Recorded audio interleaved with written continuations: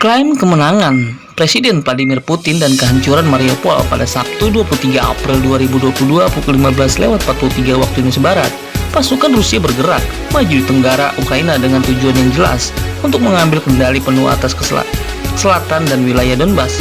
Hampir 60 hari setelah invasi, tentara Rusia hanya berhasil menguasai sebagian Ukraina Selatan. Pasukan Ukraina di wilayah tersebut telah bertahan di kota-kota utama Mykolaiv dan Odessa. Ukraina juga kini tengah menghadapi masalah ekonomi dan krisis kemanusiaan akibat serangan Rusia. Amerika Serikat sebut klaim Putin atas kemenangan Rusia hanya sebuah disinformasi.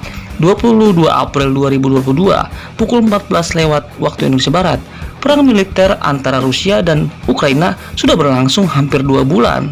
Sejak 24 Februari 2022 yang lalu, Rusia telah melancarkan serangan besar-besaran di beberapa kota di Ukraina hingga menyebabkan kehancuran parah dan juga memakan banyak korban jiwa. Terbaru, Rusia kembali melancarkan serangan di Mariupol untuk menaklukkan kota pelabuhan yang dinilai strategis tersebut.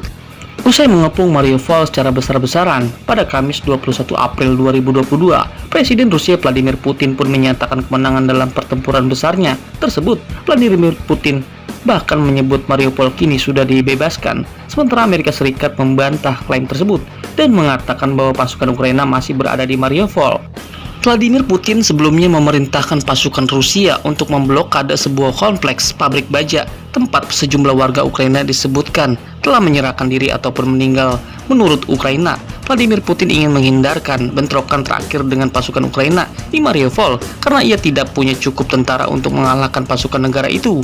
Namun beberapa penjabat Ukraina juga menyuarakan permintaan bantuan untuk mengevakuasi para warga sipil juga prajurit-prajurit yang terluka. Dalam pertemuannya di kantornya Kremlin yang disiarkan televisi, Vladimir Putin menyampaikan selamat kepada Menteri Pertahanan dan pasukan Rusia karena sudah berhasil menyelesaikan upaya pertempuran untuk membebaskan Mariupol. Ia mengatakan penting untuk melakukan serbuan ke zona industri. Pabrik baja Azovstal berada di zona itu. Blokir kawasan industri ini sehingga lalat pun tidak bisa masuk, kata Presiden Vladimir Putin.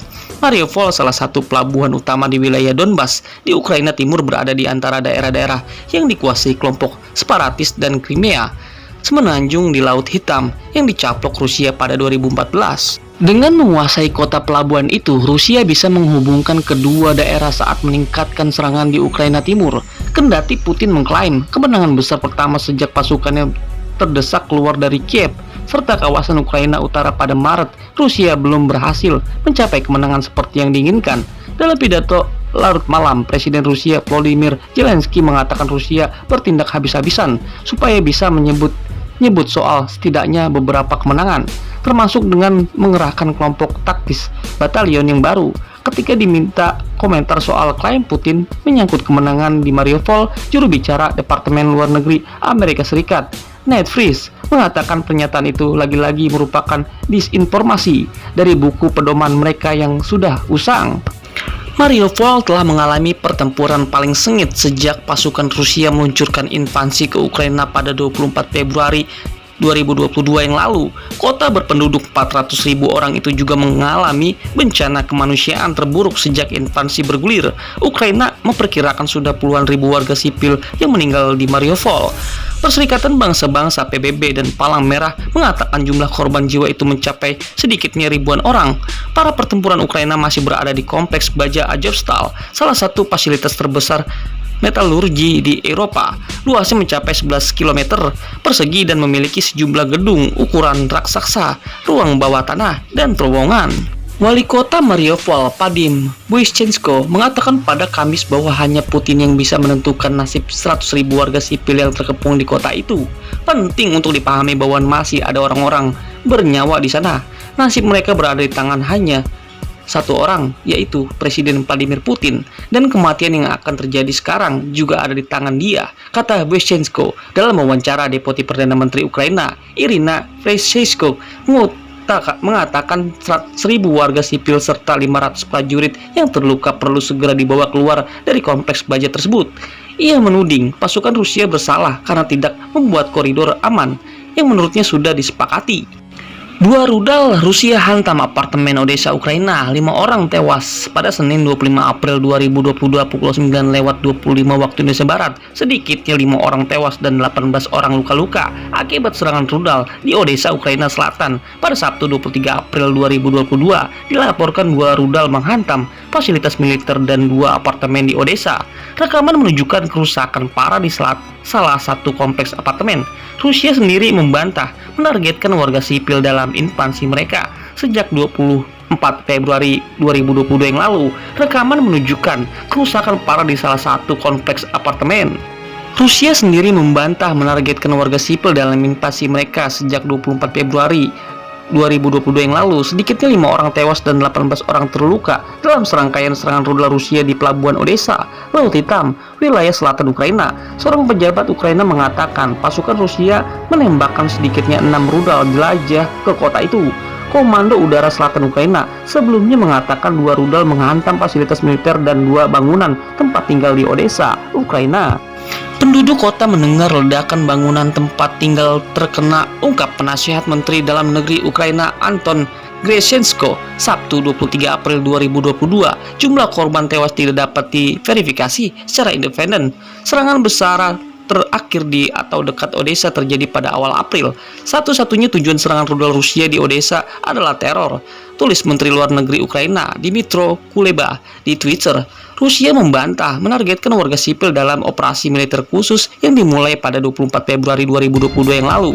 Seorang jenderal Rusia, Rustam Minekayev, mengatakan pada hari Jumat Moskow ingin menguasai seluruh Ukraina Selatan, bukan hanya Donbas. Ukraina mengatakan komentar jenderal itu mengindikasikan Rusia memiliki tujuan yang lebih luas daripada tujuan yang dinyatakan untuk dimiliterisasi dan denazifikasi. Negara itu, Kiev dan Barat, menyebut invasi tersebut sebagai perangan agresi yang tidak dapat dibenarkan. Perang Rusia versus Ukraina hari ke-61. Rusia ingin referendum di Kherson. Volodymyr Zelensky bertemu Amerika Serikat pada 25 April 2022 pukul 13:42 waktu Indonesia Barat. Perang Rusia versus Ukraina sudah memasuki hari ke-61 sejak awal invasi pada akhir Maret 2022. Rusia saat ini sedang merencanakan referendum secara bertahap di kota Kherson, Ukraina. Di sisi lain, Presiden Ukraina Volodymyr Zelensky telah mengatakan pertemuan dengan Menteri Luar Negeri Amerika Serikat Antony Blinken dan Menteri Pertahanan Lloyd Austin untuk meminta lebih banyak bantuan militer Amerika Serikat. Berikut rangkuman konflik Rusia versus Ukraina hari ke-61 yang dilansir dari The Guardian pada Senin 25 April 2022. Perang Rusia versus Ukraina hari ke-61. Rusia rencanakan referendum. Pemerintah Rusia berencana menggelar jejak pendapat atau referendum di kota Kherson. Menurut Kementerian Pertahanan Inggris, kota Kherson merupakan tujuan kunci Rusia untuk membangun jembatan dari Crimea dan juga untuk mendominasi Ukraina Selatan. Pertemuan Sekretaris Jenderal PBB dan Putin dikritik Ukraina. Pertemuan Sekretaris Jenderal PBB Antonio Guterres dengan Vladimir Putin dan Menteri Luar Negeri Rusia Sergei Lavrov dikritik penasihat diplomatik utama Zelensky Igor Joyskia. Dia mengatakan bahwa Guterres tidak benar-benar memiliki wewenang untuk berbicara atas nama Ukraina. Volodymyr Zelensky ucapkan selamat kepada Macron. Presiden Ukraina Volodymyr Zelensky telah membuat Twitter ucapan selamat kepada Emmanuel Macron karena telah memenangkan pemilihan Presiden Prancis dan menyebut Macron adalah teman sejati Ukraina. Senjata Perang Dunia Pertama digunakan di Bucha. Puluhan warga sipil yang tewas selama pendudukan Rusia di kota Bucha, Ukraina. Dikabarkan hal itu karena terbunuh oleh panah logam kecil dari jenis peluru yang ditembakkan oleh artileri Rusia yang bernama Flakeheads. Kata dokter forensik, Flakeheads ini merupakan senjata anti-personil yang banyak digunakan selama Perang Dunia Pertama. Jutaan orang telah meninggalkan Ukraina. Data UNHCR United Nations High Commissioner for Refugees terbaru mengungkapkan hampir 5, juta warga Ukraina telah meninggalkan negaranya. Lebih dari 1.151.000 orang Ukraina telah pergi selama April. Sejauh ini, lebih sedikit jika dibandingkan dengan pengungsian di bulan Maret dengan 3,4 juta orang.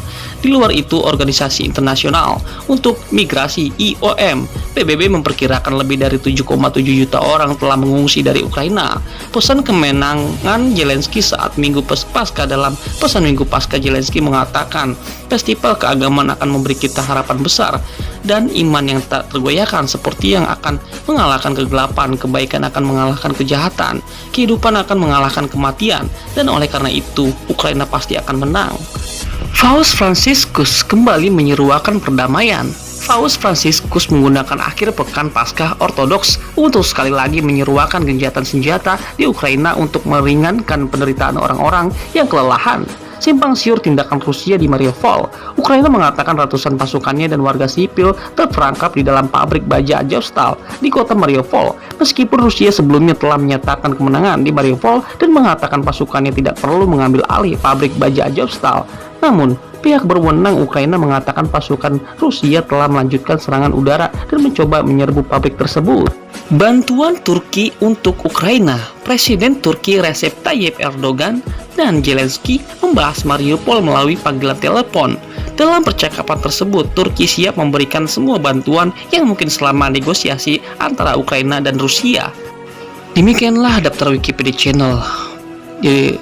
Jika kalian suka dengan artikel dan ulasan ini, jangan lupa subscribe, like, komen, dan share, dan follow. Bahkan warga masyarakat dunia berdoa agar perdamaian Rusia versus Ukraina akan kembali berdamai. Tidak ada sejarah yang dihapuskan jika menjadi peradaban dunia akan kembali. Semoga daftar Wikipedia Channel ini bermanfaat menjadi sejarah dunia dan para regenerasi di dunia. Sampai berjumpa kembali di daftar Wikipedia Channel selanjutnya. Sampai jumpa.